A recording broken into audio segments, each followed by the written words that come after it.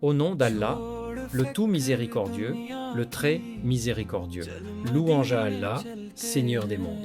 Que la paix et les bénédictions d'Allah soient sur notre prophète Mohammed sallallahu alayhi wa sallam, sur sa famille et sur ses compagnons.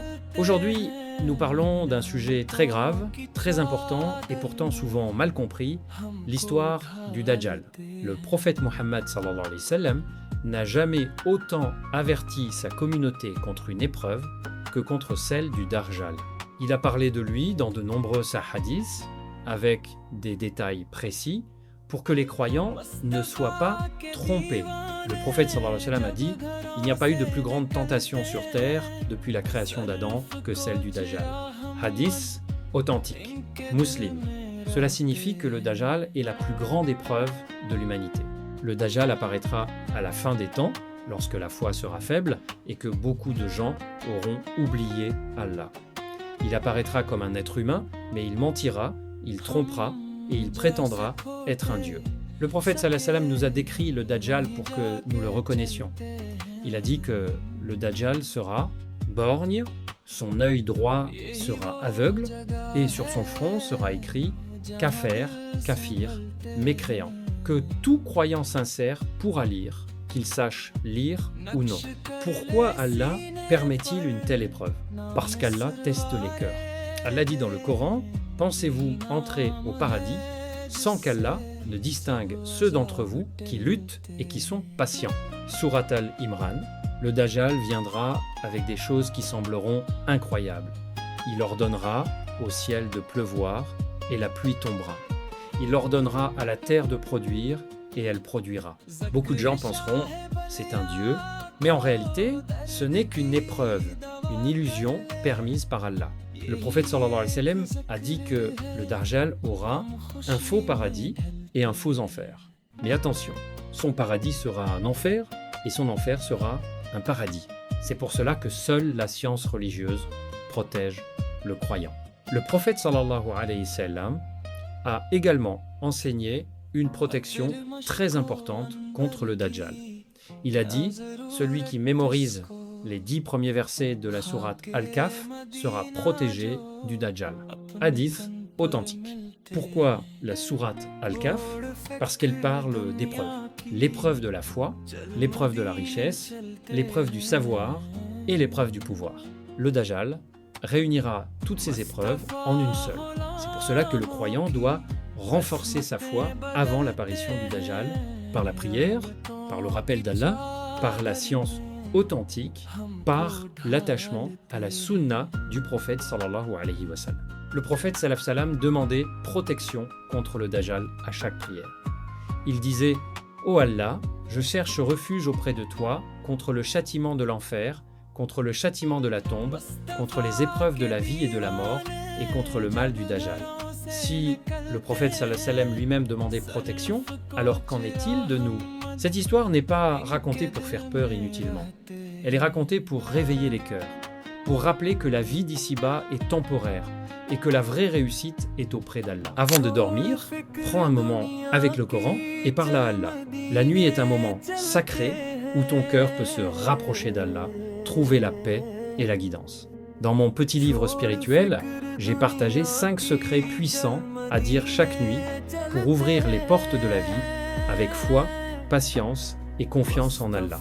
Ces 5 paroles simples t'accompagnent pendant 30 jours et te permettent de te reconnecter à ton Créateur. Le livre s'appelle « 5 paroles à dire à Allah pour ouvrir toutes les portes ». Il est disponible au prix de 5 €, soit environ 3300 francs CFA. Le lien est dans la description. Après l'apparition du Dajjal et les grandes épreuves qu'il fera subir aux gens, Allah ne laissera pas la terre dans le mensonge éternellement. Car Allah est juste, et la vérité finit toujours par triompher. Le prophète Mohammed sallallahu alayhi wa sallam nous a expliqué comment et quand l'épreuve du Dajjal prendra fin. Lorsque le Dajjal répandra la corruption sur la terre, alors Allah fera descendre Isa ibn Maryam, alayhi salam, Jésus fils de Marie, paix sur lui. Il ne descendra pas comme prophète, avec une nouvelle religion, mais comme suiveur du prophète Muhammad sallallahu alayhi wa sallam. Le prophète sallallahu alayhi wa sallam a dit Issa, fils de Mariam, descendra près du minaret blanc à l'est de Damas. Il portera 2 vêtements légèrement teintés de safran. Quand il baissera la tête, des gouttes tomberont, et quand il la relèvera, ce sera comme des perles. Hadith authentique, Muslim. Lorsque Issa alayhi salam apparaîtra, le Dajjal commencera à fondre, comme le sel fond dans l'eau. Le Dajjal saura que sa fin est proche. Il tentera de fuir.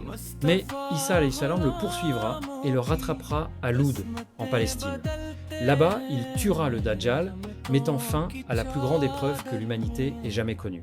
À ce moment-là, la vérité apparaîtra clairement. Tous comprendront que le Dajjal était un menteur, un imposteur, un ennemi d'Allah, mais l'histoire ne s'arrête pas là. Après la mort du Dajjal, une nouvelle épreuve apparaîtra, Yajouj et Majouj, Gog et Magog. Ils causeront une corruption immense sur la terre. Issa alayhi salam et les croyants ne pourront pas les combattre directement. Alors Issa alayhi salam invoquera Allah et Allah répondra à son invocation. Il détruira Yajouj et Majouj par un châtiment venu d'en haut. Cela nous enseigne une grande leçon. La victoire vient toujours d'Allah, pas de la force humaine.